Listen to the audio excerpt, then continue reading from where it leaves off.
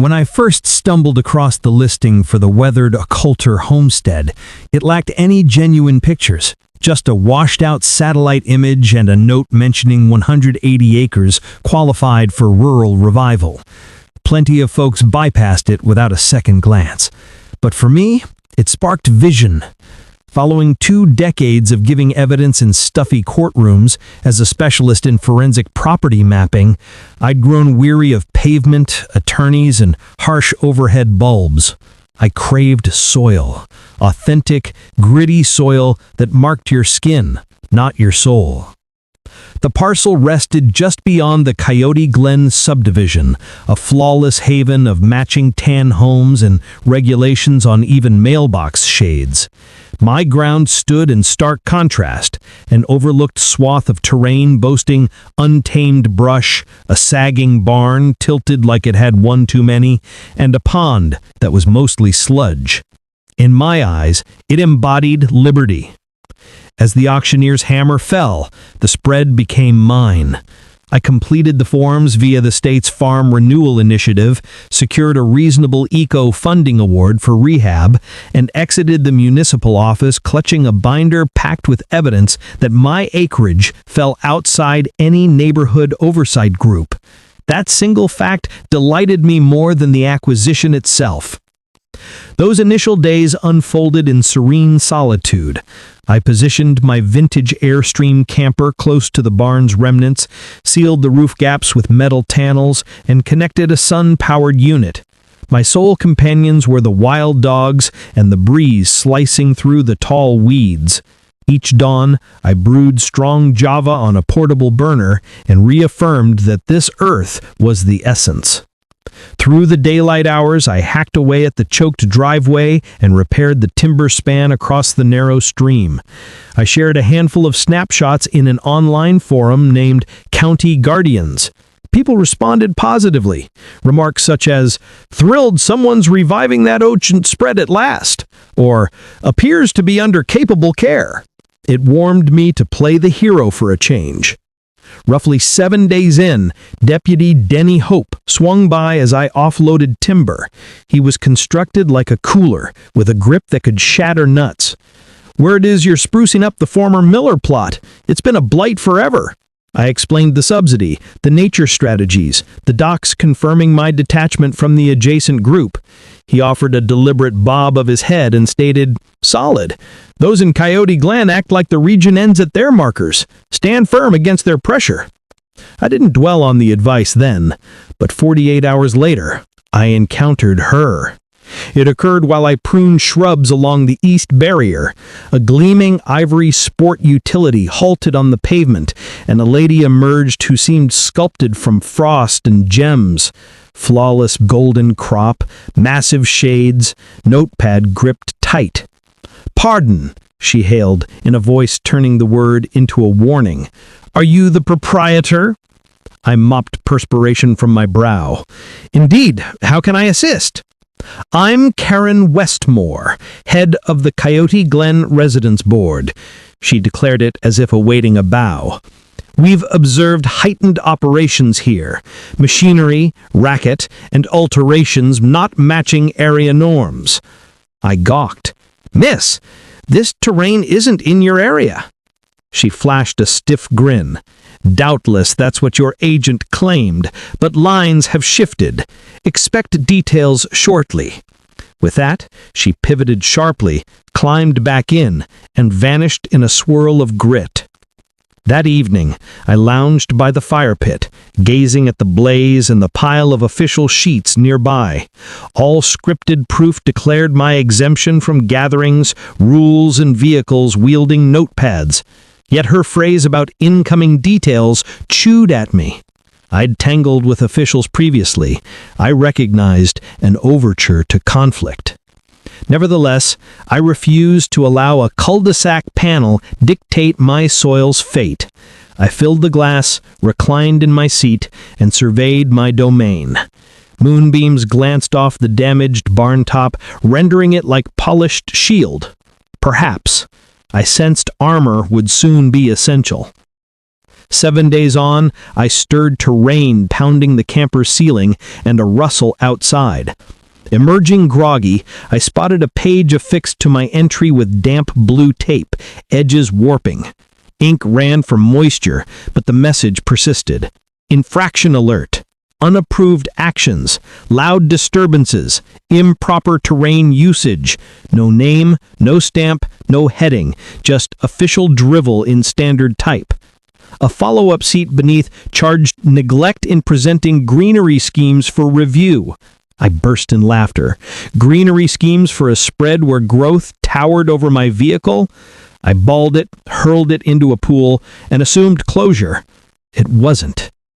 Next sunrise, while shoveling stones into the aged hauler, an ivory sport utility and a metallic compact arrived at the barrier.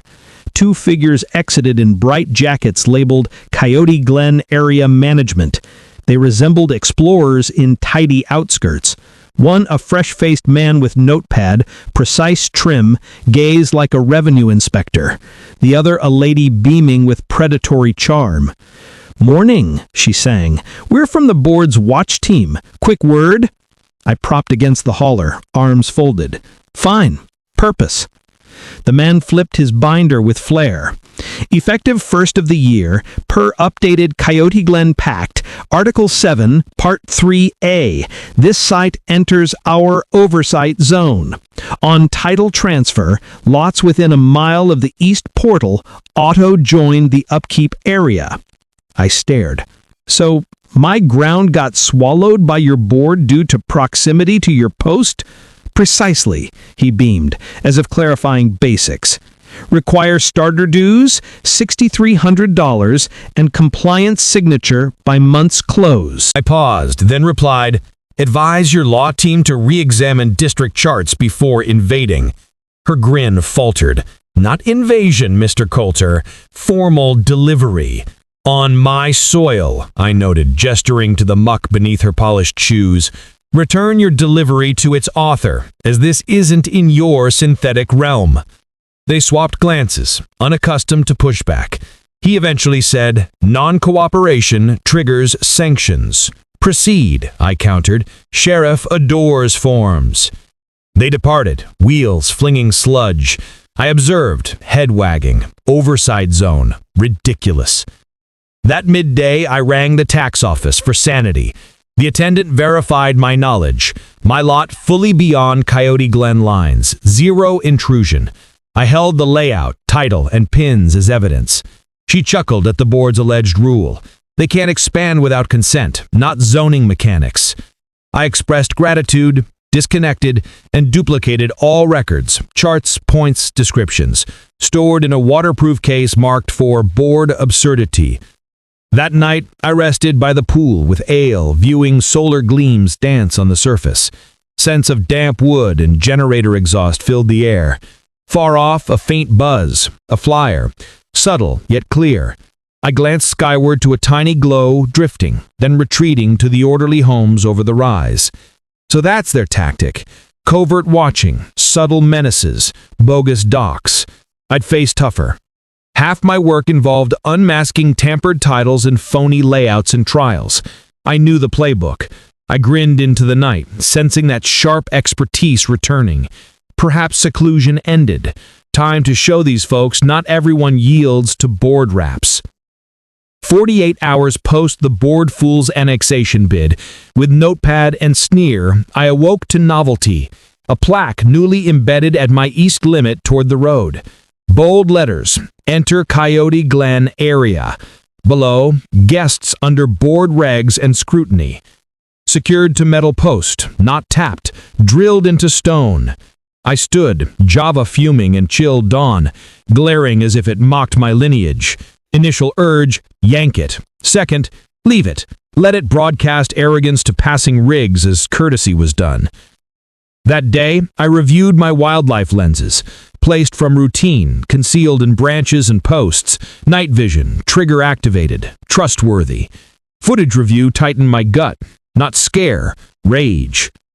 Midnight passed. A metallic hauler, tag visible, approached the entry. Duo alighted. One severed my power link. The other detached the barrier, flung it to weeds like trash. One matched a known frame, wide build, anxious stance, frequent glances as if foliage might snitch. From board's digital intro, Tyler Westmore, surveillance chief, Karen's offspring. They exited under 10 minutes. Power unit kaput. South lenses severed, but reserves intact. No delay. I motored to town, delivered clips to Deputy Hope. Timestamp and tag prompted a soft exhale.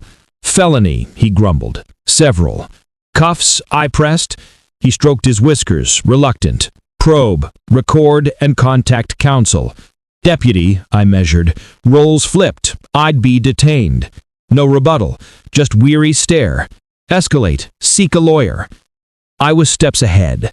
Evening, I dialed Marissa Chen, past ally from testimony eras, land law fighter who'd humbled municipalities on seizure abuses.